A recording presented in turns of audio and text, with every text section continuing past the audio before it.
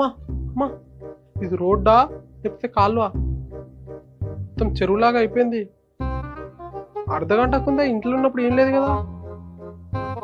బాబోయ్ చెరువులాగా అయిపోయింది మొత్తం ఇదంతా. అమ్మా అక్కడ చూడు.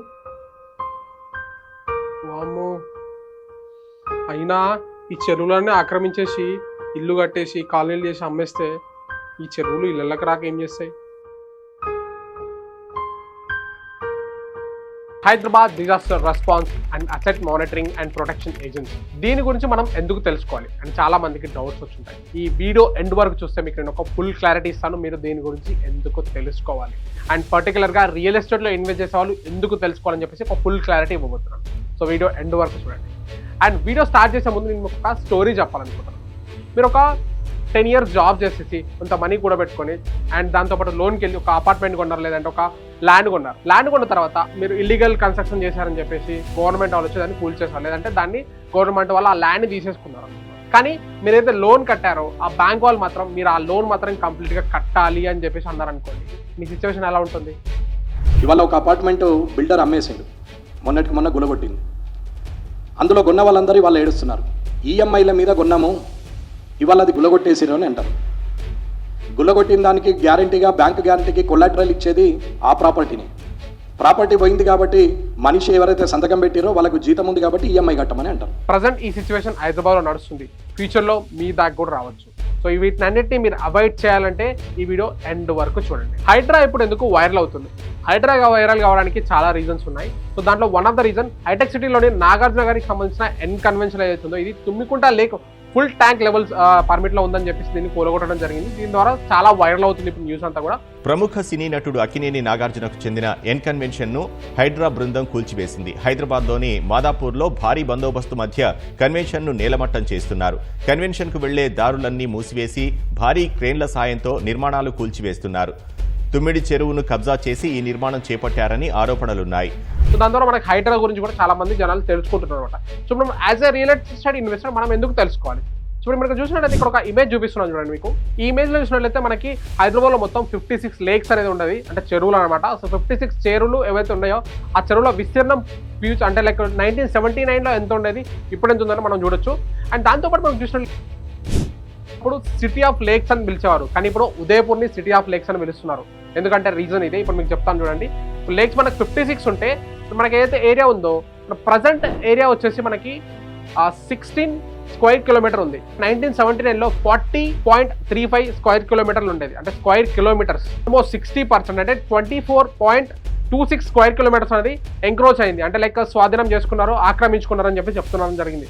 సో ఇలా చూసినట్లయితే మనకి ఈ ఎంక్రోచ్డ్ ఏరియా అవుతుందో ఇది మీరు ఏదైతే ల్యాండ్ కొన్నారో ఆ ల్యాండ్లో కూడా మీరు ఈ ఎంక్రోచ్ ఏరియాలో మీరు ల్యాండ్ కొని ఉండొచ్చు. సో ఇవన్నీ మనం ఎలా తెలుసుకోవాలి? As a real estate investor మనం ఎలా జాగ్రత్త పడాలో మనం తెలుసుకుందాం. ఇక్కడ ఒక మూవీ క్లిప్ ప్లే అవుతుంది చూడండి. ఈ మూవీ క్లిప్ వచ్చేసి మనం ఠాగూర్ మూవీ నుంచి తీసుకున్న క్లిప్ ఇది. సో ఇక్కడ ఏదైతే మనకి అక్రమ కట్టడాలు కట్టడం ద్వారా వితిన్ సెకండ్స్లో ఒక బిల్డింగ్ కూలిపోయి హీరో వాళ్ళ వైఫ్ అనేది చనిపోవడం జరుగుతుంది. ఈ ఏదైతే సిచ్యువేషన్ జరిగిన తర్వాత హీరో అనేది అక్రమార్కుల పైన విజయం సాధించడానికి, అక్రమార్కులను ఎదిరించడానికి పోటీ పడతాడు, ఒక ఏజెన్సీని క్రియేట్ చేస్తాడు.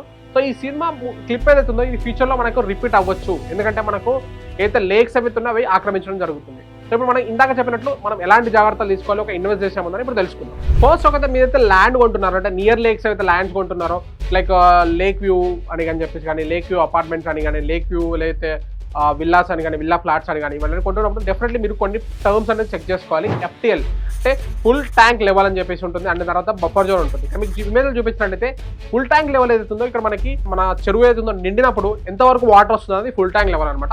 దాంతోపాటు బఫర్ జోన్, దానికి ఎక్కువ వరదలు వచ్చినప్పుడు ఇంతవరకు వెళ్ళొచ్చు అని చెప్పేసి ఒక 30 మీటర్స్ వరకు బఫర్ జోన్, అంటే లేక్ చుట్టుప్రక్కల అయితే 30 మీటర్స్ బఫర్ జోన్ అనేది వదిలేస్తారు. సో ఈ బఫర్ జోన్ అండ్ FTLలో మీ ల్యాండ్ ఉందా లేదా అని చెక్ చేసుకోవాలి. కంపల్సరీ చెక్ చేసుకొని మాత్రం మీరు ల్యాండ్ అనేది తీసుకోవాలి. కొంతమంది అంటారు మేము సిటీ అవుట్ సైడ్లో కొంటుంటాము, సిటీ అవుట్స్కర్ట్స్లో కొంటుంటాము, సో అక్కడ మనకి లేక్స్ ఉంటాయి, ఆ చుట్టుపక్కల కొంటే మనకి ఏం ప్రాబ్లం లేదా అని. మీరు ఎక్కడ కొన్నా కూడా లేక్స్ ప్లేసెస్లో కొన్నా కూడా డెఫినెట్లీ మీరు ఇవన్నీ చెక్ చేసుకోవాలి. ఎందుకంటే ఇప్పుడు మనకు చూసినట్లయితే దుర్గం చెరువు అవుతుందో ఒకప్పుడు అది అవుట్స్కర్ట్స్ ఆఫ్ సిటీ ఉండదు, ఇప్పుడు సిటీ సెంటర్లో వచ్చేసి. అలాగే మీరు ఎక్కడైతే ప్లేస్ కొంటున్నారు, ఇప్పుడు చెరువు పక్కన కొన్నట్లయితే దానికి కూడా FTL ఉంటుంది, దానికి కూడా బఫర్ జోన్ ఉంటుంది. అవి కూడా మీరు చూసుకొని కొనాలి, ఎందుకంటే ఫ్యూచర్లో అవి కూడా మెయిన్ సిటీస్ కావచ్చు. కాబట్టి ఇలాంటి ఇన్సిడెంట్స్ మీకు కూడా జరగవచ్చు. కాబట్టి డెఫినెట్లీ మీరు అనేది అవాయిడ్ చేయడం బెటర్ అని నేను సజెస్ట్ చేస్తాను. ఓన్లీ లేక్స్ కాదు, ఏవి రంగనాథ్ గారు అయితే హైడ్రా కమిషనర్ అవుతున్నా ఆయన చెప్పిన దాని ప్రకారం అయితే మూసీ నది చుట్టూ కూడా మనకి లైక్ బఫర్ జోన్స్ అనేది ఉండదు 30 మీటర్స్ మూసీ నది చుట్టూ మనకి ఏవైతే అపార్ట్మెంట్స్ కానీ లేకపోతే మన ఇల్లు అయితే కట్టుకున్నారో ఆ బఫర్ జోన్లో ఉన్న ఇల్లు కూడా ఫ్యూచర్లో మనకి ఇలా జరిగే అవకాశం ఉంది, అంటే వాళ్ళు కూడగొట్టే ఛాన్సెస్ ఉన్నాయి. దాంతోపాటు వాటిని మునిగిపోయే అవకాశాలు కూడా ఉన్నాయి. కాబట్టి మీరు అలాంటి ప్లేసెస్లో అంటే మీకు ఒక నది చుట్టుపక్కల బఫర్ జోన్ వదిలేసి మీరు తీసుకోవడం కానీ, యాక్చువల్లీ బఫర్ జోన్ అంటే మీకు అది యాక్చువల్ బఫర్ జోన్ అనేది గవర్నమెంట్ ఆఫీషియల్స్ దగ్గరే ఉంటుంది. అవి చెక్ చేసుకొని మాత్రం మీరు అక్కడ ఇన్వెస్ట్ చేయాలి. ఏదైతే టాప్ వ్యూ అపార్ట్మెంట్స్ కానీ లేక్ వ్యూ అపార్ట్మెంట్స్ కానీ ఇవన్నీ కట్టినప్పుడు మీరు అక్కడ like lake view river view apartments కానీ మూసి చుట్టుపక్కల ఉంటాయి. సో ఇవన్నీ మీరు చెక్ చేసుకొని మాత్రమే బఫర్ జోన్స్ బయటే ఉందా లేదా ఇవన్నీ చెక్ చేసుకోవడం. దాంతోపాటు కొన్ని పార్క్స్ ఉంటాయి అఫీషియల్గా, అవి అయితే మనకి లైక్ హెచ్ఎండిఏ పర్మిషన్స్ ఇచ్చినప్పుడు కానీ లేదంటే ఇంటర్నల్ సిటీస్లో కూడా కొన్ని పార్క్స్ ఉంటాయి. ఆ పార్క్స్ అనేది ఏంటంటే గవర్నమెంట్ ల్యాండ్స్, అవి రీక్రియేషన్ కోసం వదిలేసిన ల్యాండ్స్. వాటిని కూడా వెంచర్స్ లాగా చేశారు లేదా వాటిలో కూడా కన్స్ట్రక్షన్ చేశారనుకోండి, ఫ్యూచర్లో అవి కూడా కూల్ చేసే ఛాన్సెస్ ఉన్నాయి. మీకు తెలియక అక్కడ మీరు అది కొన్నారనుకోండి, ఫ్యూచర్లో మీరు లాస్ అయ్యే ఛాన్స్ ఉంది. కాబట్టి డెఫినెట్లీ మీరు ఏదైనా ఇన్వెస్ట్ చేసే ముందు అది హోమ్ కావచ్చు, అపార్ట్మెంట్ కావచ్చు, లేదంటే ఫ్యూచర్ ఓపెన్ ప్లాట్స్ కావచ్చు, లేదంటే ఏదైనా కానీ ఫామ్ ల్యాండ్స్ కానీ, ఇవన్నీ మీకు ఈ buffer zone and FTL and ఈ చుట్టుపక్కల ఉన్నాయో ఒకటికి 2 సార్లు మీరు చెక్ చేసుకొని కొన్నట్లయితే మీకు ఎలాంటి ప్రాబ్లమ్స్ అనేది ఉండవు అనమాట. లేదా ఎవరన్నా ఇండివిజువల్స్ కూడా మీరు దయచేసి ఇటువంటి వాటిల్లో బఫర్ జోన్లోనో లేకపోతే ఇది మన FTLలోనో పార్కుల దగ్గరలోనో లేదా ఇట్లాంటి వాటిల్లో మీరు దయచేసి ఇట్లాంటి కట్టడాలు చేయకూడదు. పబ్లిక్ కూడా మేము రిక్వెస్ట్ చేసేది ఏంటంటే ఇటువంటి వాటిల్లో మీరు ఎక్కడ కూడా కొనొద్దు, కొని మోసపోవద్దు. రేపు ఎందుకంటే అది కూల్చి వేసినప్పుడు మీరు అంతా అంటారు మేము ఇంత కష్టపడి మేమంతా రూపాయి మొత్తం కూడా సేవ్ చేసి మేము ఇట్లా కొన్న తర్వాత ఇట్లా చేస్తే కరెక్టా అని అడుగుతారు. బట్ అది ఇట్లా అందరు చేయబట్టే కదా ఈ పరిస్థితి ఇప్పుడు వచ్చింది. ఇప్పుడు మొత్తం మనం వందలాది స్ట్రక్చర్స్ ఇవన్నీ కూడా ఇప్పుడు వచ్చినాయన్నీ కూడా ఇలానే ఉన్నాయన్నమాట. సో దాన్ని ఇప్పుడైనా మనం ఆపకపోతే కనుక ఇంకా ముందు మనం దీని గురించి చర్చించడం కూడా వేస్ట్ అయ్యేటట్టు ఉంటుంది అనమాట. అండ్ దాంతోపాటు ఏవీ రంగనాథ్ గారు ఇది కూడా చెప్పారు ఏంటంటే ఆ బఫర్ జోన్స్తో పాటు గవర్నమెంట్ ల్యాండ్స్ కూడా కొన్ని ఉంటాయి. ఇవి కూడా మీకు వాళ్ళ ల్యాండ్స్ అని చెప్పేసి కొందరు అమ్ముతూ ఉంటారు. ఇవి మీరు గవర్నమెంట్ ఆఫీసర్స్ అంటే వాళ్ళ ఆఫీసర్స్కి వెళ్ళి మీరు చెక్ చేసుకొని మాత్రమే కొనాలి. ఎందుకంటే గవర్నమెంట్ ల్యాండ్స్లో మీరు మీరు కన్స్ట్రక్షన్ చేసుకుంటే ఫ్యూచర్లో వాటిని డిమాలిషన్ చేసే అవకాశం ఉంది, ఇలా కూలగొట్టే అవకాశం ఉంది. కాబట్టి మీరు అసలు అక్కడ ఇన్వెస్ట్ చేయకపోవడమే మంచిదని చెప్తాను. సో డెఫినెట్లీ అవి చెక్ చేసుకోండి. మీరైతే ల్యాండ్ వస్తుంది, తక్కువ మనీకి వస్తుంది, లేదంటే ఫ్యూచర్లో మీరు ఇన్వెస్ట్ చేయొచ్చు, ఇక్కడ ఏదైనా కట్టొచ్చు అని చెప్పి సిటీకి దగ్గరలో ఉండి సిటీ లోపలనే ఉందని మీరు కొన్నారనుకోండి, అది గవర్నమెంట్ ల్యాండ్ ఏందనుకోండి మీరు లాస్ అయ్యే ఛాన్సెస్ ఉంటుంది. ఇంకా హైడ్రా గురించి ఫుల్ డీటెయిల్ వీడియోస్ అనేది ఫర్దర్గా మేము చేస్తాను. డెఫినెట్లీ మీరు ఈ వీడియో మీకు నచ్చినట్లయితే డెఫినెట్లీ అందరికీ షేర్ చేయండి. ఎందుకంటే చాలా ఇంపార్టెంట్. చాలామంది ఎవరైతే తెలియక లేక్స్ పక్కన ల్యాండ్స్ కొనడం కానీ అవి తెలియక ఇన్వెస్ట్ చేయడం జరుగుతుంది. సో అవి ఫ్యూచర్లో మీరు లాస్ అయ్యే ఛాన్స్ ఉంది. కాబట్టి డెఫినెట్లీ మీరు అవాయిడ్ చేయండి. దాంతోపాటు ఏంటంటే మెయిన్ కాజ్ మనకైతే ఈ రివర్స్ని మనం ట్యాంక్స్ని అంటే మన చెరువుల్ని ఆక్రమించుకున్నాం అనుకోండి, ఫ్యూచర్లో మనకి ఇవి సిటీలోకి వాటర్ వచ్చేసి సిటీ మునిగిపోయే ఛాన్సెస్ కూడా ఉంటుంది.